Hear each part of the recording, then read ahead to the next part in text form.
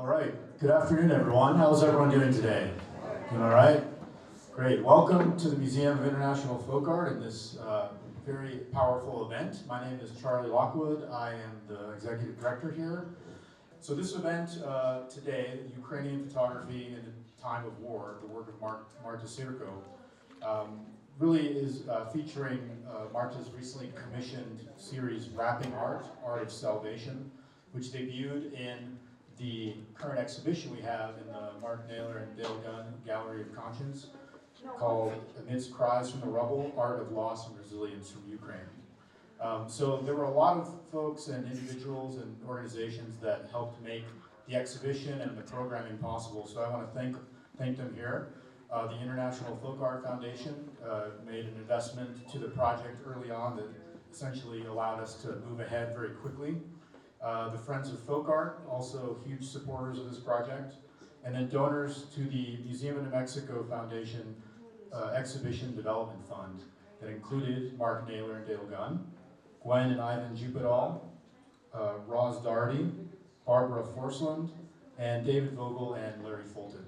So I'd like to give a round of applause to all the folks that made the program possible.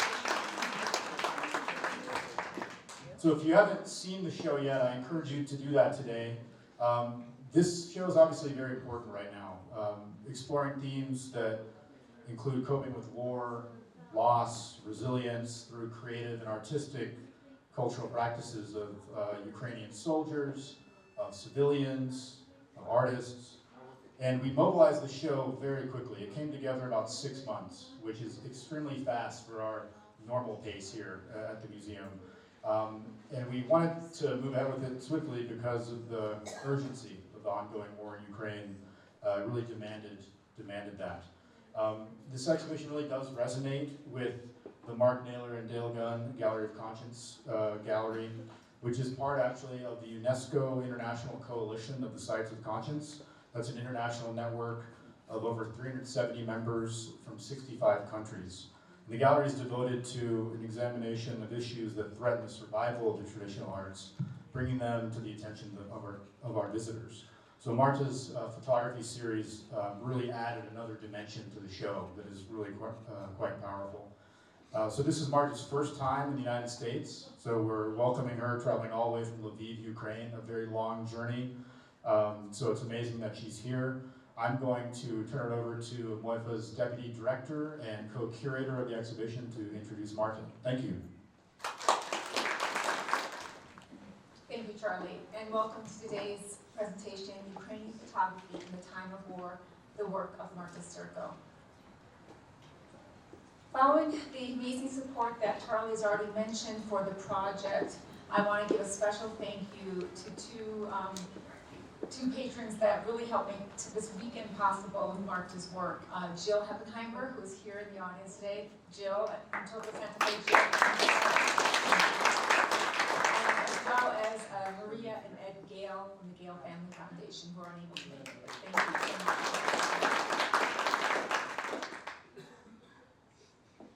As many of you have already heard, and as Charlie mentioned, this project, Amidst Cries from the Rubble, had to come together very quickly, due in part to the urgency of the themes and messages the project addresses.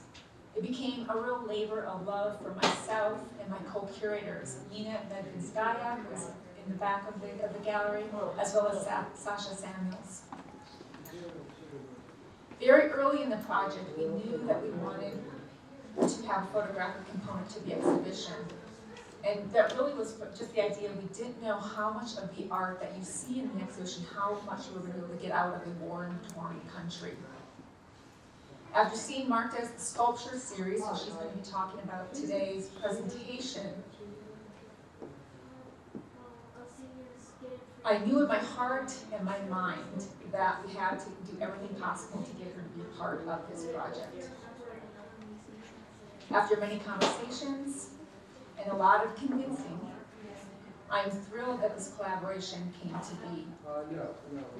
As I think you can all see if you have been through the exhibition, her work adds depth and historic and contemporary context to the themes presented in the exhibition. My personal gratitude to Marta and her agent, Tice Oldermans, who accompanied Marta here to Santa Fe, for taking that leap of faith and believing in MOIFA to bring her work to the American audience. After exhibiting her works in major art centers in Europe, like Amsterdam, Paris, Venice, we are thrilled that they chose the Museum of International Folk Art in Santa Fe to be her United States Museum debut. Marta was born in 1995 in Lviv, Ukraine, received her first camera at the age of 14, and held her first exhibition at the age of 16. Her journey in the world of photography has been marked by a profound exploration of light, texture, and the human form, blending reality with fiction through her innovative manipulation of fabric, smoke, water, ice. In addition to the art of photography, Marta's academic background includes the study of art history. Evident if you read her artist statement in the exhibition. If you haven't, I recommend that you go back and read her artist statement. This art historical grounding adds a rich layer of depth and meaning to her creative message. Her work is deeply influenced by art historical narratives, including the monumental environmental artworks of Christo and the masterful draftsmanship of Albrecht Dürer. In her commission series, Wrapping Art, Art of Salvation, exhibited here at MOIFA, Marta captures the devastating impacts of war, the indomitable spirit of the Ukrainian people, and the richness of their cultural heritage. Themes of cultural continuity and resilience are front and center. Marta's imagery serves as a powerful testament to the ongoing efforts to protect and preserve Ukrainian cultural patrimony, both past and present, for Ukrainians' future. After Marta's presentation today, we'll have a chance for audience questions, so please think of things that you'd like to ask her after her wonderful presentation today. Please join me in welcoming Marta Syrko to the stage.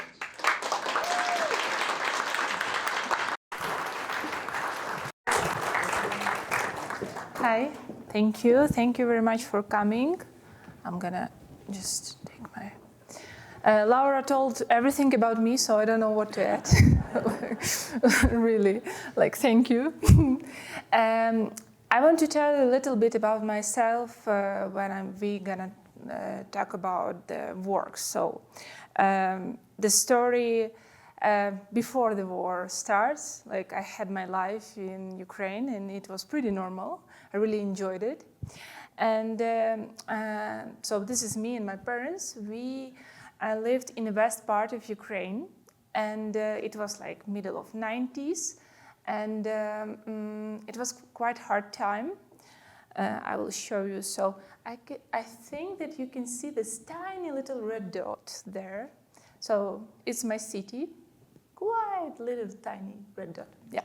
So we were living almost near the border with Poland, but it was quite hard time. Because of USSR ruined and all the things. And I remember myself when we were standing with my mother in a queue for milk, and my biggest dream was to have just one doll Barbie. I also saw it in the TV shows. And the funniest part that we found a Barbie girl on the market. It was used. And this Barbie, she had a brown hair. And I really wanted Barbie with blonde hair because it was in a TV show. That's why I think I'm blonde now. Yeah, maybe. It has some impact. And you know what my mom did? She made it with paint and made the blonde hair for me, because it was my dream. So my family wasn't involved in art I will say zero. They didn't know anything about art. We were living really, I think, I can tell poor. And there was a time when I was raised by my blind grandfather. And the funniest thing that he really was the one person who believed in me and believed that I can make good pictures. Funny, he never seen them. Yes, but he was my biggest influence during my time period when I was teenager. And I also want to market that we were very conservative family, and I was all the time going to the church. You'll understand this in my next slides, because I was working a lot during my life with naked bodies and with women. So it's a little bit different when you're going to the church.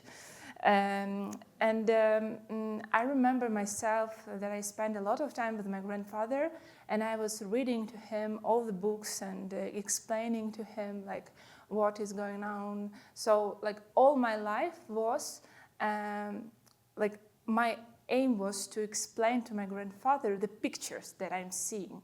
So I think it was kind of my first step in understanding how to build a picture and how to explain to somebody like your imagination also, like how you see the objects that surrounds you.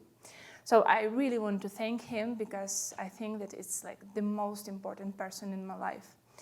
And I also want to mention that war really like was behind the history of my family all the time, because my grandfather, he was a child of the Second World War, and my grandmother, she lost her son in Afghanistan war. So it's like all the time I heard some stories about this, but I never thought that it's gonna be also mine experience.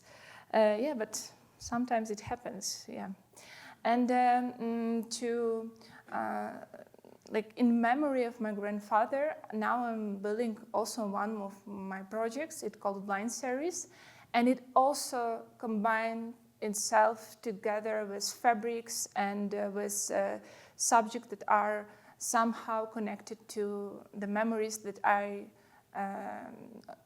got from the childhood, like sticks for blind people, and I'm trying to work with blind people, and I think that this the way how I started to do my social projects. It's because of my grandfather. And so I want to show you that Lviv is totally different. It also has its cultural heritage. But my problem was when I was a child and teenager, I never was in a city center. I lived in a really faraway district, and I never was in a museum. I think I visited the museum first time when I was 18, so I was quite old. Older, okay, yeah. Sorry. So I studied in an art academy. I don't know how they took me there, because I just could tell them at least two artists that I knew. But you know, things go really well. Now I know a lot about the art, so yeah. And I started to make photography, and I was really passionate about art photography, and I wanted to be a fine artist. But you know, time and art, and you have to live somehow, so that's why I started to work as a commercial photographer. I was working, taking pictures of weddings, different holidays, what people wanted. I worked really hard, and I spent all my money to make sets and art shootings, because I had a lot of plans and inside of my head that I wanted to somehow to show. And yeah, it was like a circle. I was owning money and then turn them into my art. And I really worked hard to build the system, especially in Ukraine, where are not a lot of artists, especially in photography, because we even don't have institutes in photography. I was studying by myself. Internet helped me a lot, really. Like, you can find everything there. And I started to understand that my specialty was to find a way how to force or how to, fight with my fears. And maybe you've seen, or you're gonna see there in the next slides, I work a lot with the water series and water pictures. and I have a big fear of water. And now in my 30s, I'm just starting to study how to swim. So yeah, wish me good luck, please. And also one of my fear was I really want still to be a mother, and I never spoke a lot or seen a lot of children. And my first project was an art shooting with children with Down syndrome. It was in 2018, and I think it was like a big success in my city because I never seen these children such happy during shooting, and I never seen such deeply emotions on my pictures, like especially with their emotions on their faces. And so it was quite hard, but I really realized that I don't know why, but yeah, I like to be a part of something that has like the value. And I thought that this kind of children, they have to be shown in a different way, not just like, in a newspaper that one more school is opened. No, have to show them in a fashion way, in an art way. And I also worked a lot with diversity, and I tried to provide it in the fashion world in Ukraine. So it's a little bit different here in US. I think you tried to do this like in the last century, and now we are trying to make it now here in our country. And it was quite hard for me because people didn't understand me, especially when I got naked my grandparents. It was like, really, people didn't think that older person can be naked in a picture. Like, oh my God, no, just models. And so it was a journey, to be honest. Yeah, but I really liked it, like to be a little bit different than all other photographers in my city. And I want also to tell, so you can see the picture in the center.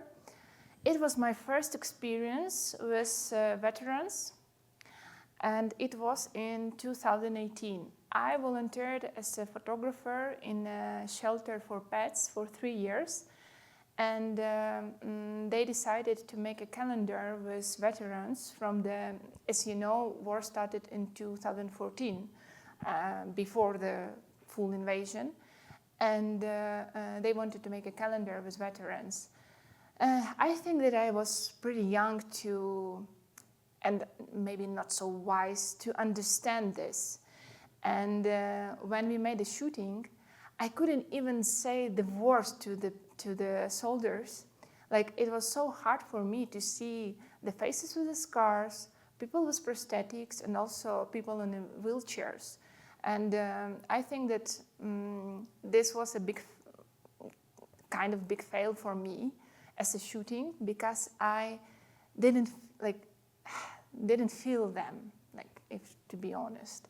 But it was first experience, and this what I want to explain, that you need to somehow to get your emotions through, to get this experience. And after years, like it gone like 5 years more, then I built my sculpture series. So it took me a while.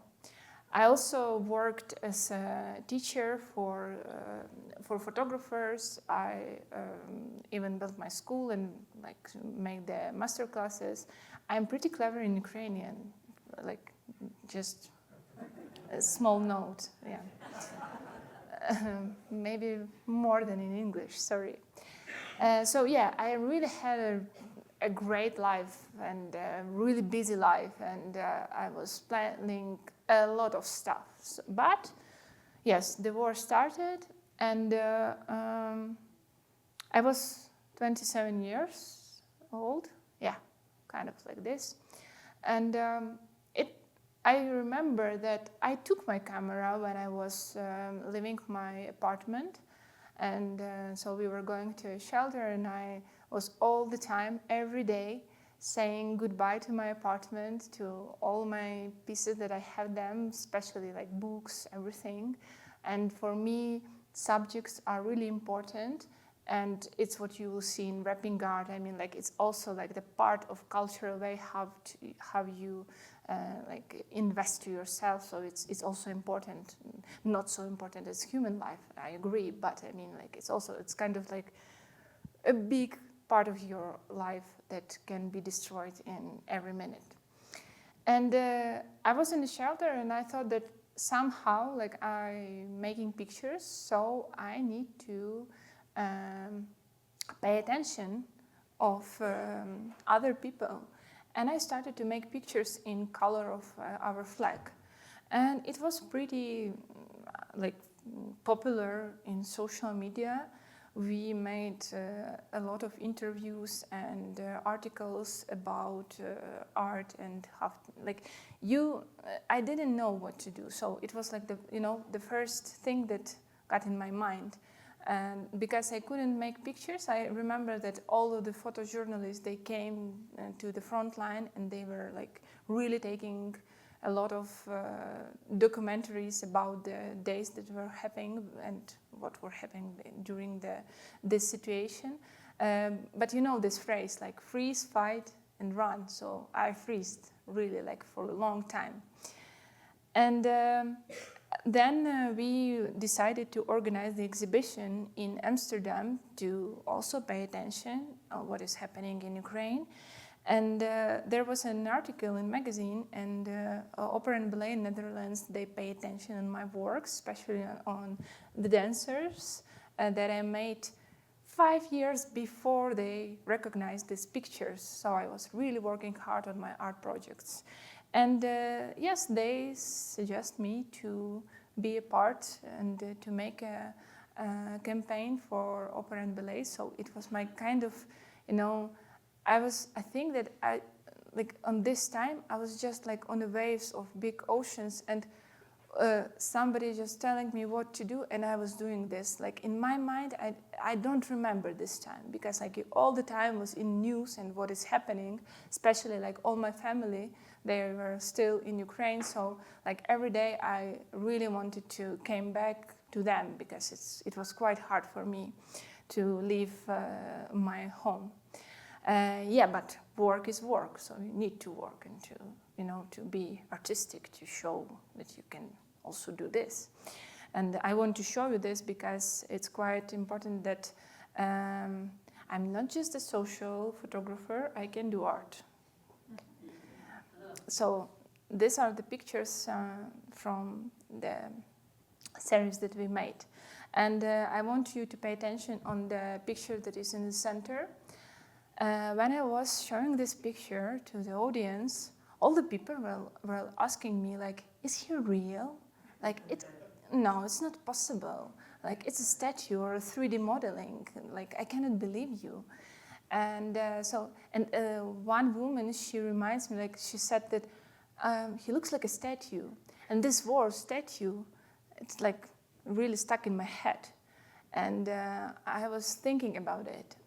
And I remember that after that, it was my first visit to Paris Photo. Maybe you heard about this. And my first visit to Louvre. And I saw there a lot of sculptures, monuments, all statues like from ancient time. And they were all without limbs, without part of their faces, like without a lot of stuff, to be honest, but still they were in a museum, and they are priceless, so you cannot take them from the museum. But how fragile they are, you understand this, and people are like really like taking the dust from them, like they are so important for the culture. So then I realized that I have to come back and to take pictures of the people that had been injured during the war. So it was like my puzzles in my head, they just came all together, and this picture was in my head. I came back to Lviv, and it was a cold time, December, -10 at least, and we had this period when we didn't have the electricity. Maybe you heard the news about this. In 21st century, you have to dry your hair like this, like with your hand. And just, But you know what? The happiest moment when you got the electricity and you can do all the stuff that is pretty random that you're doing every day. It's such a relief that you can turn on your coffee machine and have a coffee in your apartment. So enjoy this, please, because it's like the happiest moment of my life. I'm having coffee in the morning and I have electricity. And so I even don't need like pills, anything, like alcohol. No, coffee and electricity. So this is my first hero that I shooted in December. His name is Sasha Teren. He wasn't a soldier before war. He was a barista, but he joined the army and he lost his limbs in the day of independence of Ukraine. Very symbolic, no? And I remember that the hardest part was to explain to veterans that I want to take their clothes off and to take their pictures that are naked. But why I wanted to do this? I'm an artist, you remember this, yeah? So my idea was to take all the marks especially from the soldiers, that they are in the army, like the clothes, military stuff, and to show their humanity and how they are bare with these marks, like with these marks of injury, how they took this with a dignity, and still they're living their life, and still they have this part of humanity, and they're showing it, and they're trying to get through all these problems and to live their like normal life, enjoying it. I want also to mention that now Sasha is a TV star. It's very cool. He's a bachelor because he's very young, yeah. So and handsome a little bit, yeah. And but if to be serious, I also want to explain this. Maybe you know Susan Sontag. I read her book about how to look at the traumas and injuries of others, and she wrote a lot about wars around the world. And I remember her phrase when she said that people, they're seeing these images of war with kind of detachment because they're far away from the situation that is happening in countries with war. And they cannot understand this. And I also, when I see that there are some missile strikes not in my city, I also don't feel it enough, to be honest. But when it's happening really like in your neighborhood, then you understand this. Then you realize that it's quite close to you. And then you feel this fear. But you know, Ukraine is pretty much close to Europe, so sometimes you have to also pay attention on it. I also want to show you more of picture sculpture series. So I didn't want to show them that they're like, struggling. And why I choose this theme of Renaissance? Because as you know all, I think that Renaissance, it's kind of like the biggest roots in art, and that is repeating all the time from the Greek time, then Renaissance time, so it's like the art that is understandable for each person. Everyone knows like all the paintings of Raphael or someone else like from Italy.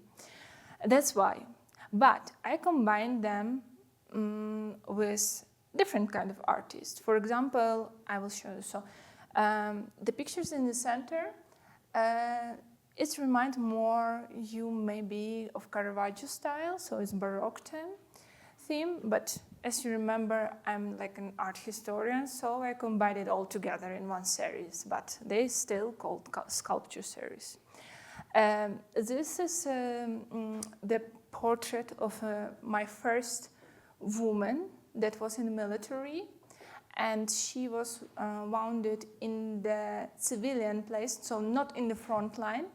It was a missile strike in Vinnytsia, and this picture, I think, kind of influenced by Satin. So he's an artist from the 19th century who's also escaping because of all these revolutions and wars that are happening all the time, but he was drawing the meat, and really realistic meat. And I wanted to show that the body can also be so abstract, and you cannot recognize from the first sight that it's a body of the woman.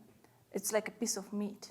So that's why I like to play with audience. I like to show them this ugliness, but also beautiness together. And I'm trying to keep their eye at least for 2 or 3 minutes more on the picture, and try to claim them to think a little bit. Sometimes you need to think, yeah. And also I want to show you, so you can see this part of the body. It also looks like a meat, no? And the first picture is a portrait of a tankist. His name is Ilya. And what I did, I printed the picture and I made it with the watercolors on it and with the salt. You know, when you put the salt on your burned skin, it burned a lot. It's really like you feel all the pain. So I wanted to show it in my pictures, and you can see the part of salt on it. Yeah, I like to play with different kind of covering the pictures. This is also one of my heroes. His name is Dmitro, and now he looks really better. So my goal was also to catch the moment. So you will see it in the wrapping art. You need to be really fast. When something happened, you need to just make this fact really quickly, and then you will see the result. Because if you're slow as an artist, you don't work with what is happening around the world, it's not working now, I think. I want to show you more pictures of my heroes. This is Serhiy. He lost both his hands, but what is important for me also to show that he was injured during 2014 in ATO war. And then when the full invasion started, he went one more time and he lost his hands. So just he was injured 2 times. But now they are working with his wife. His wife, I don't know if it's really not rude to say it, but she has a boss. I mean, she really helped him a lot. They are now building a business in Lviv and society helping them. So they really, they really live their life. It's very important because, I have everything, but I'm all the time in depression, and that's why I think it helps me to understand that I have everything to enjoy my life and to be thankful to God. This is important. Just a few more pictures. This is also Ilya Tankist. And during the life of injured people, they're getting married, they're giving birth to babies, they're building their families just on prosthetics, just on wheelchairs, but they're forcing, struggling, but still living. It's also quite important. This is part of the pictures that I wanted to show you. This is Zahar. He was in a special operation military, so really wise person. When I spoke with him, I thought he's like a philosopher. Wow, really, you feel this. He told me a lot about Stoicism. Maybe you know it's the kind of in the philosophy. So they can teach you a lot, really. This is also the part of the works. I really loved how the young generation, because this is Pavlo, he was 22 when he joined the army. He's very young, he's younger than me, and how easy he get rid of his clothes. Like, it was really, like, I didn't ask him even twice, like, and I appreciate that, because like it's hard to hide the underwear, you know. So I'm explaining, you know, I have this silky fabric, sure, so I will just cover your parts. So yeah, I'm really thankful for this, so they understand me. And I even make the pictures of soldiers that, for example, with a baby who was 3 months just from the birth, and now it's a big boy, so I catch the moment, you know. It was very important for me. And the burnt skin. So you can see that the burnt skin in the black and white also can look like a part of the old sculptures. Like, you can see all this texture. And the wrapping art. So the wrapping art, it's like the project that I was working on, I think, for 2 years, because when the full invasion started, I was walking on the street in the city center, and I saw how citizens, they were wrapping the monuments in the city center, like they wanted to preserve the heritage from the missiles. They didn't think that you know, it's a secret, maybe you don't know, but to cover the monuments with a sculpture, it's not saving them from the missiles. Like, but they really believed in it, and you know, like, when you have this in your mind, you think that it will never happen. And it really like reminds me of Christo, the artist who was covering like regular subjects. He started to cover like cars or like small objects from like regular life, and he returned them into the museum objects, into the art. And we have totally opposite in this situation.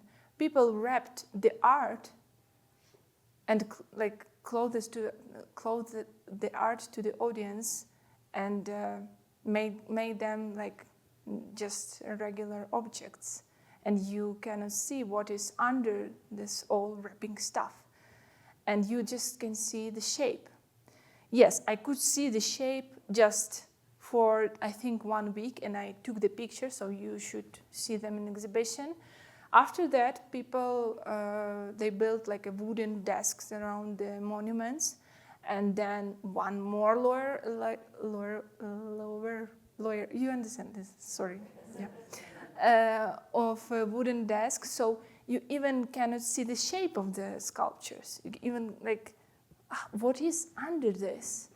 And this the way how I thought that, like, I didn't realize that it's gonna be like this. So my city now doesn't look like this with the sculptures, really, like you can enjoy the time of the Renaissance. No, it looks like this. And so now the pieces of art, all of them are wrapped. And this is also, I took these pictures during my walkings. I don't know, I had time, like I think maybe for 1 hour during the air raids. And yes, I took pictures that people covered all the glasses that were meaningful to them in the churches. Like, yeah, Lviv is really like old city with a lot of art stuff. So yeah, we had a lot to cover. So they did a good job. So now it looks like this. And why I also wanted to take this homage to Dürer, because I'm making pictures, so I cannot show you the 3D model of the object that I took in my city. So that's why I made the black and white, really detailed pictures to show them like a graphic. So to build this line between the art on the paper, art as in sculpture, and a photography all together. So you can see how it was making. And maybe someone doesn't know how Dürer's looks like. So yeah, this is Dürer. Yeah. You can see the fabric and the details. So this is what I was trying to make with the sculptures in the series. Especially, you know that I worked also with artists that are living now in Lviv, and they're still working. And it was our second part, how to preserve the art which is building now in city and to show it to the next generation. And that's why I made this act as also wrapping their art. So we make kind of collaboration. And I really I was looking for all these fabrics, I think, for 2 weeks, because for me it was important to find like the special cotton to show this all parts on the, you can see this like in the shadows, that it has a lot of texture. Yeah, I'm a little bit crazy about this, sorry. This is how it looked like. And now even one of the artists, he kept one of the sculptures with my kind of signature on it, with the fabric, and he's gonna show it in his show. So I made him like, you know, a little bit of helping with sculptures and to return them in a different way. Thank you, that's all.